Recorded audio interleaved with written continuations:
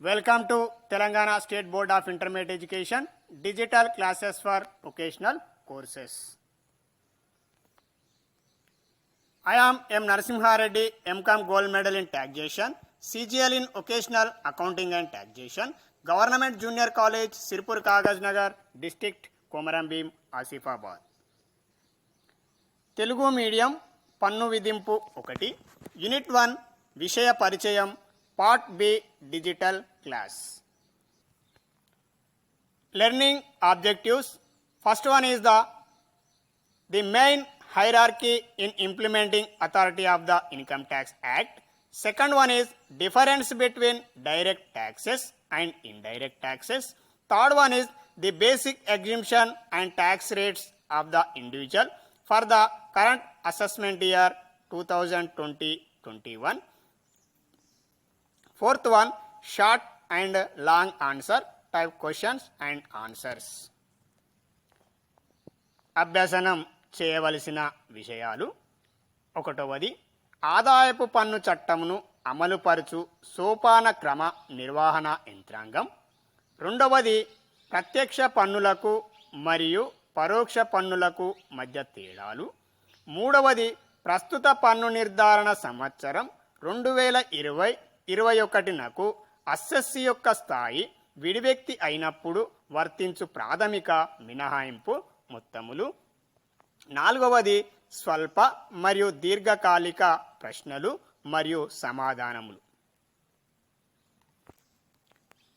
ఆదాయపు పన్ను చట్టమును అమలుపరచు సోపాన క్రమ నిర్వహణ యంత్రాంగం.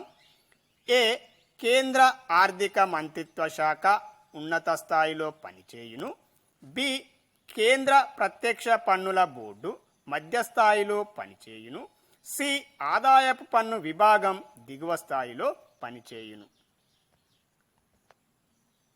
ఏ కేంద్ర ఆర్థిక మంత్రిత్వ శాఖ ఆదాయపు పన్ను చట్టం అమలు మరియు నిర్వహణకు సంబంధించిన విధులు.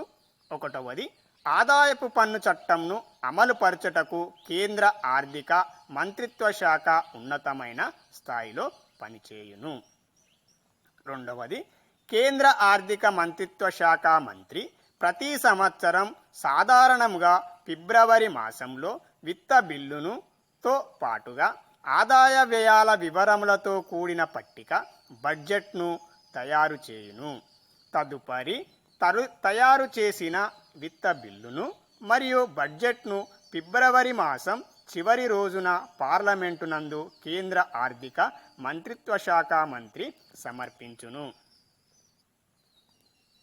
అనగా ఆదాయపు పన్ను చట్టంను అమలుపరచుటకు మరియు నిర్వహించుటకు కేంద్ర ఆర్థిక మంత్రిత్వ శాఖ ఉన్నతమైన స్థానంలో పనిచేయచ్చు. ప్రతి సంవత్సరం సాధారణంగా ఆర్థిక బిల్లును మరియు ఆదాయ వ్యయాలతో కూడినటువంటి పట్టిక బడ్జెట్ను తయారు చేసి ఫిబ్రవరి మాసంలో పార్లమెంటు నందు సమర్పించబడును. థర్డ్ పాయింట్ సబ్ పాయింట్ 1 విత్త బిల్లు నందు వివిధ ఆదాయములను పన్నుకు గురి చేయవలసిన ప్రతిపాదికలు. సెకండ్ పాయింట్ మినహాయింపబడే ఆదాయం కన్నా ఎక్కువ ఉన్న ఆదాయంపై పన్ను విధించవలసిన వివిధ పన్ను రేట్లు. 3వది పన్ను నుండి మినహాయింపబడే ఆదాయ పరిమితుల అంశములు. 4వది వివిధ శీర్షికల క్రింద ఆదాయాన్ని లెక్కించే పద్ధతులు మొదలగునవి కలిసి ఉండడం అనేది జరుగుతుంది. అంటే విత్త బిల్లు నందు ఈ మొదలగు అంశములన్నింటినీ కూడా మనము చేర్చి విత్త బిల్లును తయారు చేయడం అనేది జరుగుతుంది. బి కేంద్ర ప్రత్యక్ష పన్నుల బోర్డు ఆదాయపు పన్ను చట్టం అమలు మరియు నిర్వహణకు సంబంధించిన విధులు. 1వది కేంద్ర ప్రభుత్వం కేంద్ర ప్రత్యక్ష పన్నుల బోర్డును ఆదాయపు పన్ను చట్టం అమలు చేయుట కోసం గాను నియమించెను. ఈ బోర్డు కేంద్ర ఆర్థిక మంత్రిత్వ శాఖ పర్యవేక్షణ మరియు నియంత్రణలో మధ్యస్థాయిలో పనిచేయును. 2వ పాయింట్ కేంద్ర ప్రత్యక్ష పన్నుల బోర్డు వారు ఆదాయపు పన్ను చట్టమును అమలుపరచుటకు కొన్ని నియమాలను రూపొందించిరి. వీటిని ఆదాయపు పన్ను నియమావళి 1962గా వ్యవహరింతురు. అనగా కేంద్ర ప్రత్యక్ష పన్నుల బోర్డు కేంద్ర ఆర్థిక మంత్రిత్వ శాఖ నియంత్రణలో పనిచేయడం అనేది జరుగుతుంది. కేంద్ర ప్రత్యక్ష పన్నుల బోర్డు ఆదాయ పన్ను చట్టం అమలు మరియు నిర్వహణకు సంబంధించిన విధులలో 3వ పాయింట్. ఈ బోర్డు చట్టములోని అంశములపై ఆదాయ పన్ను శాఖ వారికి కానీ ప్రజలకు కానీ లేదా అసెస్సీలకు లేదా పన్ను చెల్లింపుదారులకు కానీ సందేహములు ఉన్నచో వాటిని వివరణ తెలియజేయును. అనగా కేంద్ర ప్రత్యక్ష పన్నుల బోర్డు ఏదైతే ఉందో కేంద్ర ప్రత్యక్ష పన్నుల బోర్డు ఆదాయ పన్ను శాఖ వారికి వచ్చినటువంటి సందేహాలను కానీ అసెస్సీలకు లేదా పన్ను చెల్లింపుదారులకు వచ్చినటువంటి సందేహాలను కానీ లేదా ప్రజలకు కలిగినటువంటి సందేహాలను నివృత్తి చేయడం అనేది జరుగుతుంది. సి. ఆదాయపు పన్ను శాఖ లేదా విభాగం ఆదాయ పన్ను చట్టం అమలు మరియు నిర్వహణకు సంబంధించిన విధులు. 1వది ఆదాయపు పన్ను శాఖ లేదా విభాగం కేంద్ర ప్రత్యక్ష పన్నుల బోర్డు పర్యవేక్షణ మరియు నియంత్రణలో దిగువ స్థాయిలో పనిచేయును. 2వ పాయింట్. ఈ ఆదాయపు పన్ను శాఖ లేదా విభాగం వారు అసెస్సీల నుండి ఆదాయ పన్ను రిటర్న్స్ స్వీకరించుట, పన్నులను వసూలు చేయుట మరియు అసెస్సీల యొక్క సందేహములను నివృత్తి చేయుట మొదలగు విధులను నిర్వహించును. ప్రత్యక్ష పన్నులకు మరియు పరోక్ష పన్నులకు మధ్య తేడాలు. ప్రత్యక్ష పన్నులు, పరోక్ష పన్నులు. ప్రత్యక్ష పన్నుల అంశానికి వచ్చినట్టయితే మొదటి అంశం, ప్రత్యక్ష పన్నులు ఒక వ్యక్తి యొక్క ఆదాయం లేదా సంపదపై విధించబడును. ఈ పన్ను యొక్క భారంను ఇతరులకు బదిలీ చేయుటకు అవకాశం లేదు. ఉదాహరణకు ప్రత్యక్ష పన్నులకు ఉదాహరణ 1 ఆదాయపు పన్ను, 2వది సంపద పన్ను, 3వది బహుమతి పన్ను, 4వది వృత్తి పన్ను మొదలగునవి. పరోక్ష పన్నుల అంశం విషయానికి వచ్చినట్టయితే 1వది పరోక్ష పన్నులు సరుకులు ఉత్పత్తి చేయు వ్యక్తులపై లేదా సరుకులు అమ్ము వ్యక్తులపై లేదా ఇరువురిపై విధించబడును. ఈ పన్ను యొక్క భారంను తదుపరి కొనుగోలు చేయు వ్యక్తికి బదిలీ చేయుటకు అవకాశము కలదు. పరోక్ష పన్నులకు ఉదాహరణ 1 అమ్మకపు పన్ను, 2వది వస్తు సేవల పన్ను, 3వది వస్తు మరియు సేవల పన్ను, 4వది ఎగుమతి సుంకాలు, దిగుమతి సుంకాలు మొదలగునవి. అదేవిధంగా ప్రత్యక్ష పన్నులలో 2వ అంశం, పన్ను భారంను భరించు వ్యక్తికి చెల్లించవలసిన పన్ను మొత్తము మరియు ఆ పన్నును ఎప్పుడు చెల్లించవలయునో అతనికి తెలిసి ఉండును. పరోక్ష పన్నుల అంశం విషయానికి వచ్చినట్టయితే 2వది పన్ను భారమును భరించు వ్యక్తికి చెల్లించవలసిన పన్ను మొత్తము తెలియదు, కానీ వస్తువులను లేదా సేవలను పొందినప్పుడు మాత్రమే తెలియను. ఉదాహరణకు వస్తు సేవల పన్ను, అమ్మకపు పన్ను మొదలగునవి. ప్రత్యక్ష పన్నులలో మొదటి అంశం, ప్రత్యక్ష పన్నులు అనేవి ఒక వ్యక్తి యొక్క ఆదాయానికి లేదా సంపదకు లేదా వృత్తిపరమైనటువంటి ఆదాయాలకు సంబంధించినటువంటి అంశం.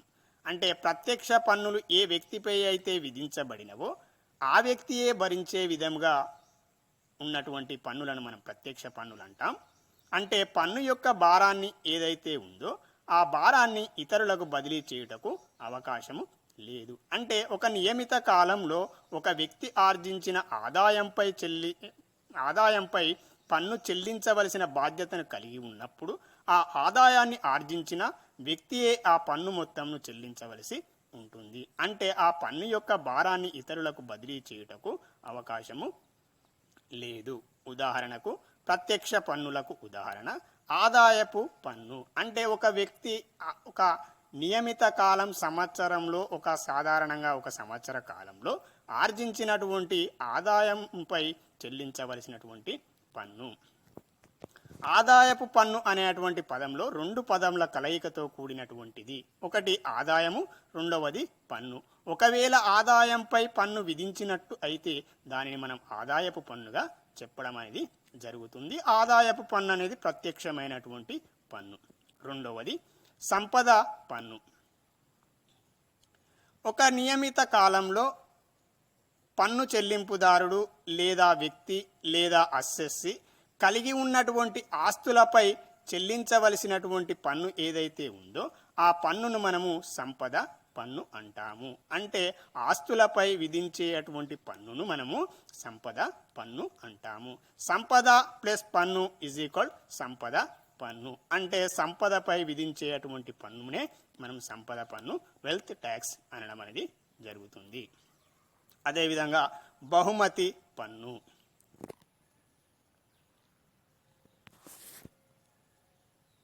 ఒక వ్యక్తి ఏదైనా బహుమతి మొత్తాలను గెలుచుకున్నట్టయితే ఆ గెలుచుకున్నటువంటి మొత్తాలపై కూడా మనం పన్ను చెల్లించవలసి ఉంటుంది. ఆ ఆదాయంపై గనుక పన్ను చెల్లించినట్టయితే దాన్ని మనము బహుమతి పన్ను అంటాం. అంటే బహుమతిని పొంది ఆ పొందిన బహుమతి ఆదాయం పైన పన్ను చెల్లించినట్టయితే దానిని మనం బహుమతి పన్ను అంటాము.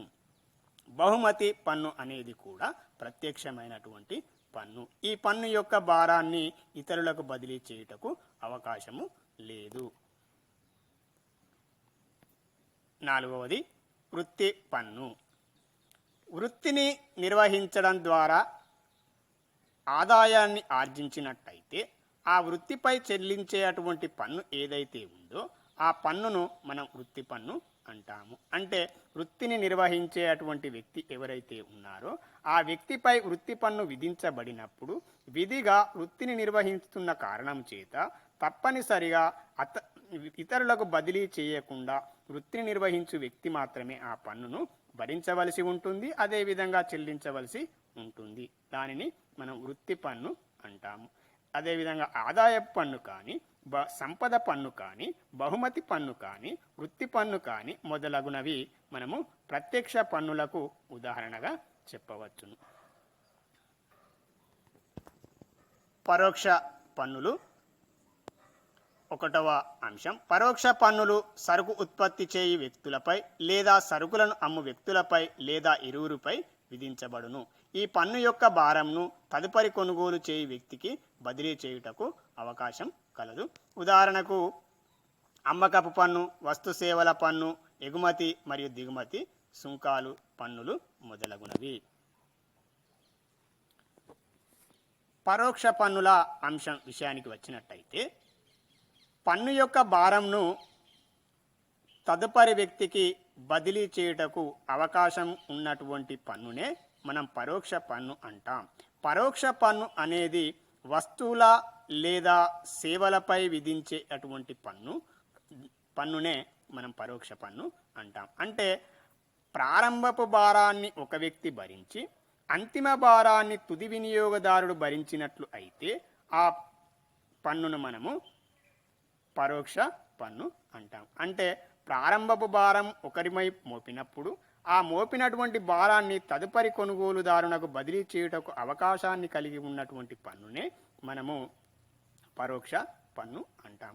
అదే ప్రత్యక్ష పన్ను విషయంలో పన్ను యొక్క భారాన్ని మనము ఇతరులకు బదిలీ చేయుటకు అవకాశం లేదు. ప్రత్యక్ష పన్ను విషయానికి వచ్చినట్టయితే మనము పన్ను యొక్క ప్రారంభపు భారాన్ని మరియు అంతిమ భారాన్ని ఒకే వ్యక్తి భరించవలసి ఉంటుంది.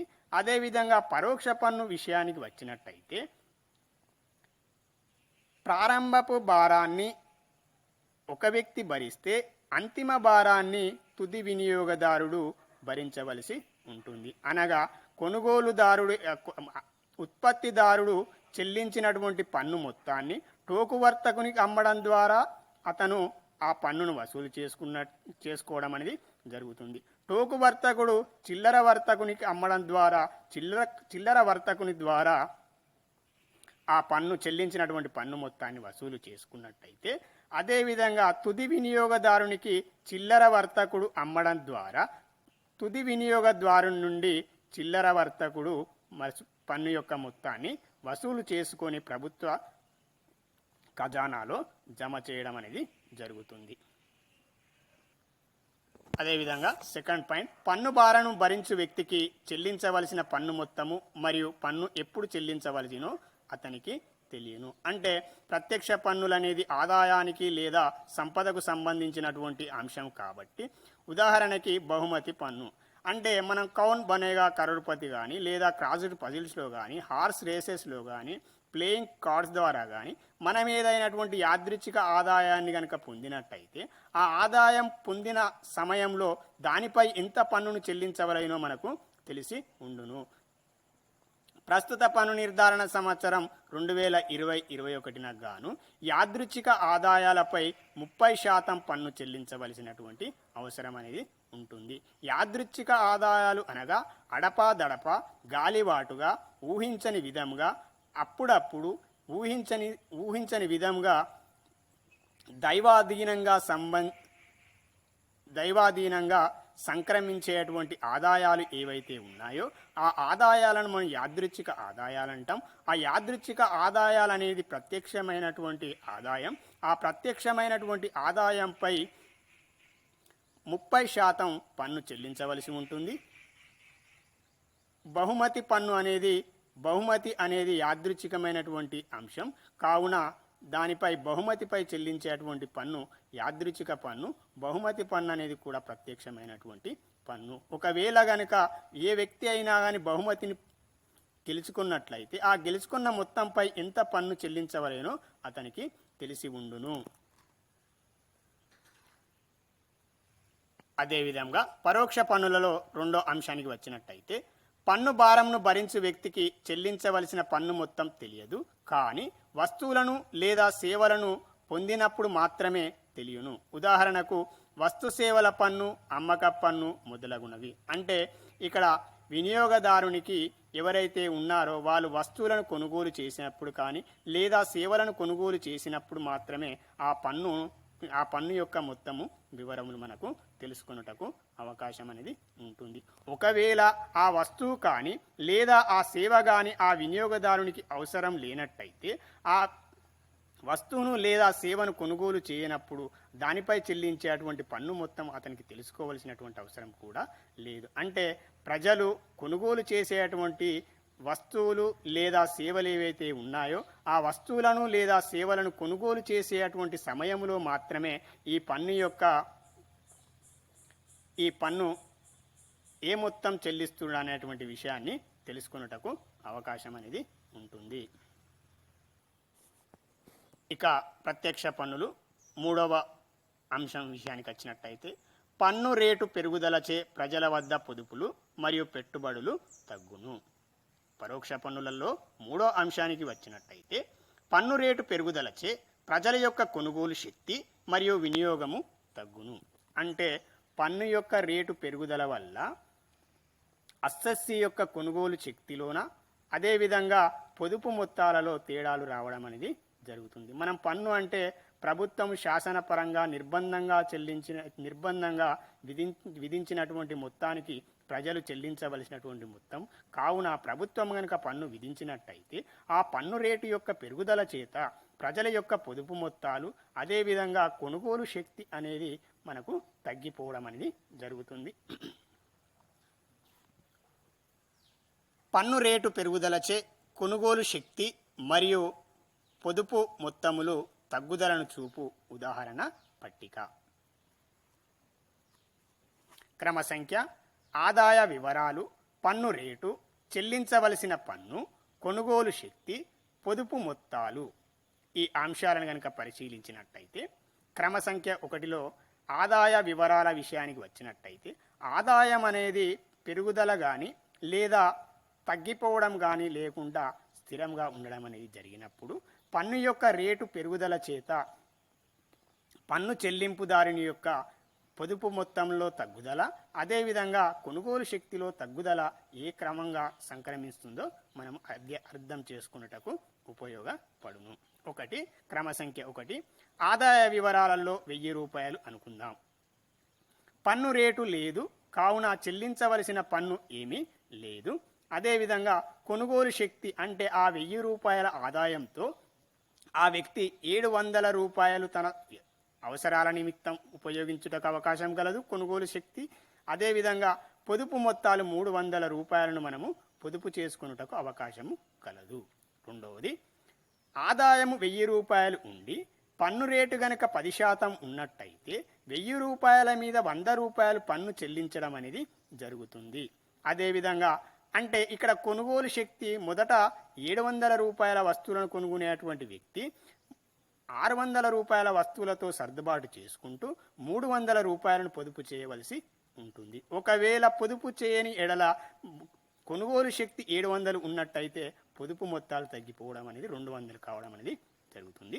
అదేవిధంగా మూడో పాయింట్లో 1000 రూపాయల ఆదాయానికి 20% పన్ను చెల్లించవలసి ఉన్నప్పుడు 200 రూపాయలు పన్ను చెల్లిస్తే 550 రూపాయల కొనుగోలు శక్తితోటి అతను 250 రూపాయలను మాత్రమే పొదుపు చేయటకు అవకాశం కలదు. ఎందుకంటే 200 రూపాయలు పన్ను రేటు పెరుగుదలచే అదనంగా 100 రూపాయలు మనము ప్రభుత్వానికి చెల్లించవలసి ఉంటుంది కాబట్టి.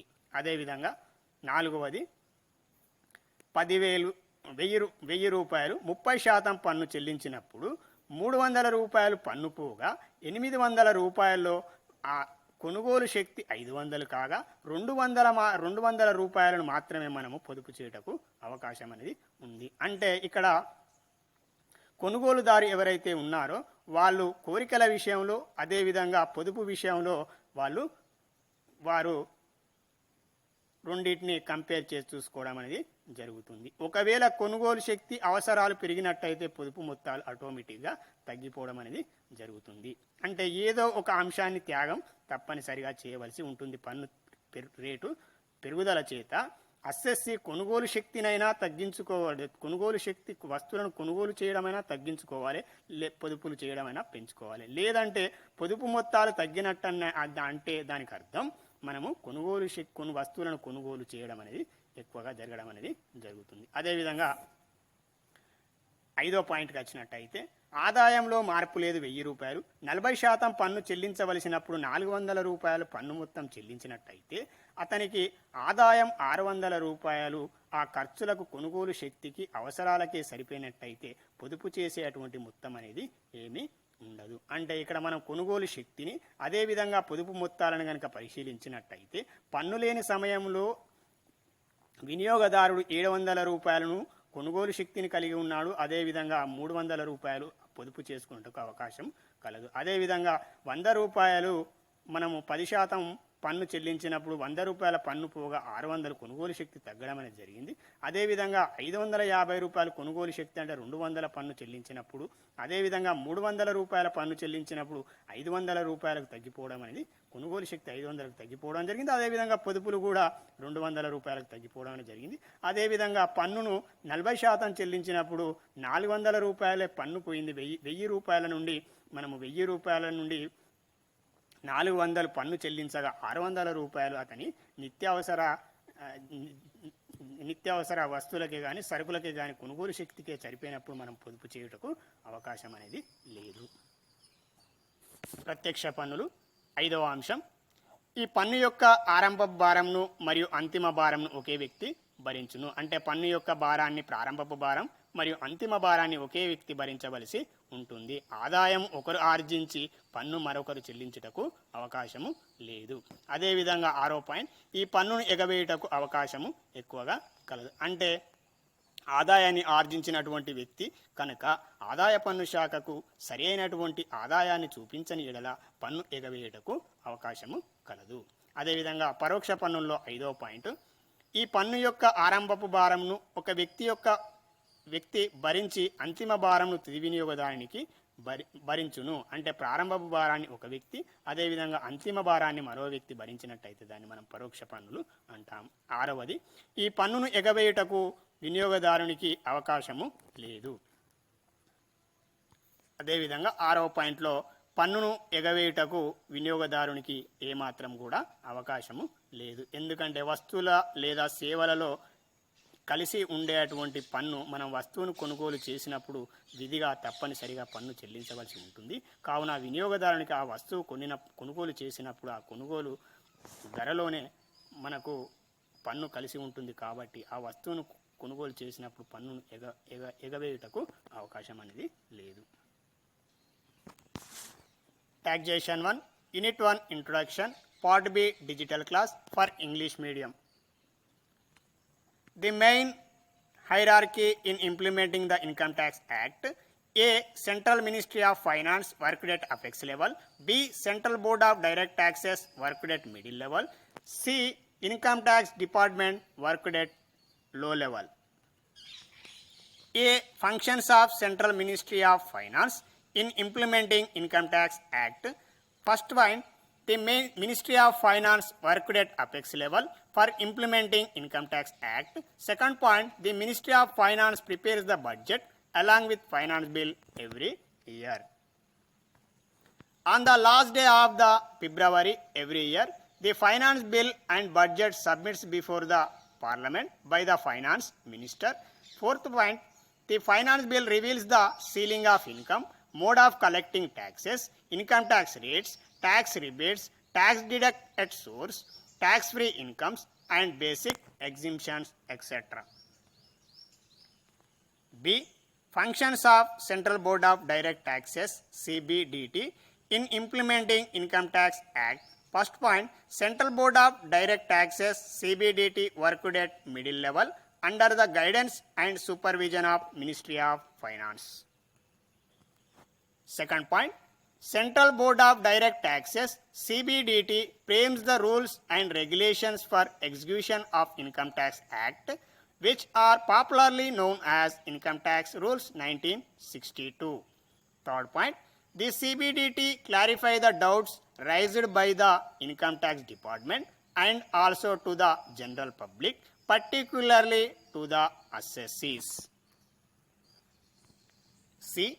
Functions of Income Tax Department in implementing Income Tax Act. First point, Income Tax Department worked under supervision of Central Board of Direct Taxes (CBDT) at low level. Second point, Income Tax Department deals with the tax execution at low level, example tax rates, returns received from assessees, and clarify doubts raised by the assessees at ground level. Difference between direct taxes and indirect taxes. Direct taxes, first point, direct taxes are levied on income or wealth of a person. As such, it affects rich person. Second point, the taxpayer knows the taxability, time and amount of tax to be paid. Indirect taxes, first point, indirect taxes are levied on manufacturer or seller of the goods or both.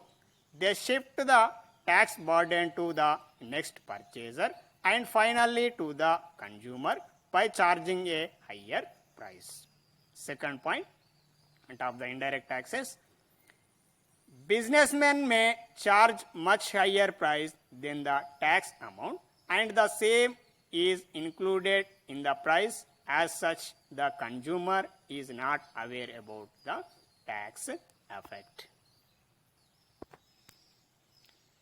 Increase in the tax rate may reduce savings and investment by the public. Fourth one, there is a scope for tax evasion either by not paying the taxes or taxpayer may understate the income or wealth by suppressing the actual facts. Third point, indirect taxes. Increase in the tax rate is bound to reduce consumption. Fourth point, the scope of tax evasion by the ultimate consumer is not there.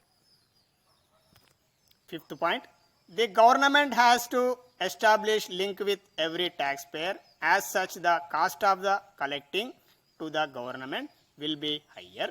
Sixth point, ability of the taxpayer is taken into the account. Indirect taxes, fifth point, the cost of the collecting taxes to the government is minimum when compared to the direct taxes. Government collects tax directly from the producers of the goods and the businessmen.